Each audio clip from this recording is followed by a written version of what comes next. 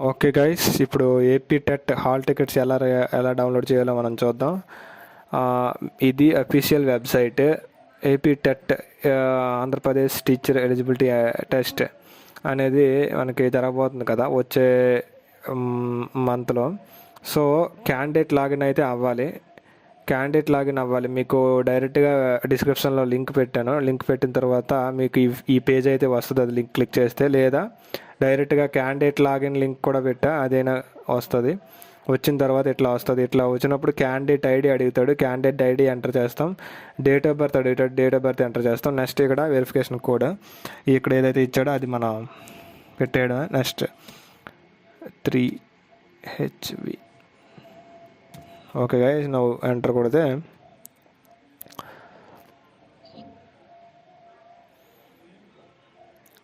Wait a minute.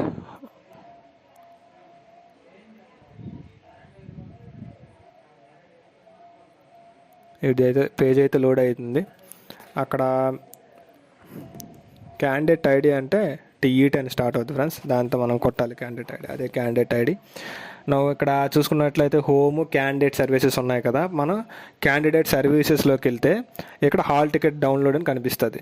మనం ఇంకెక్కడైతే మనకు కనబడదు కాబట్టి ఇక్కడ క్యాండిడేట్ సర్వీస్లోకి వెళ్ళి ఇక్కడ హాల్ టికెట్ డౌన్లోడ్ మీద క్లిక్ చేయాలి.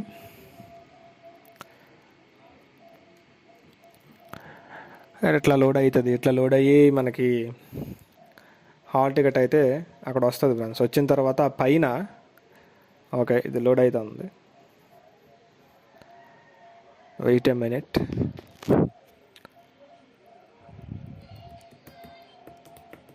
ఓకే, ఇక్కడ మనం చూసుకున్నట్లయితే ఇక్కడ సెలెక్ట్ పేపర్ అని వచ్చింది కదా. ఈ పేపర్ అనేది ఆటోమేటిక్గా మనం ఏ పేపర్కి అయితే అప్లై చేసామో ఆ పేపరే ఇక్కడ కనిపిస్తుంది. మనం సెలెక్ట్ చేసుకుంటాం. సెలెక్ట్ చేసిన తర్వాత లోడ్ అవుతుంది. ఎందుకంటే ఇది మన ప్రొఫైలే కాబట్టి మనం ఏ పేపర్ అప్లై చేసామో అది ఒకటే చూపిస్తుంది. మీరు కంగారు పడాల్సిన అవసరం లేదు.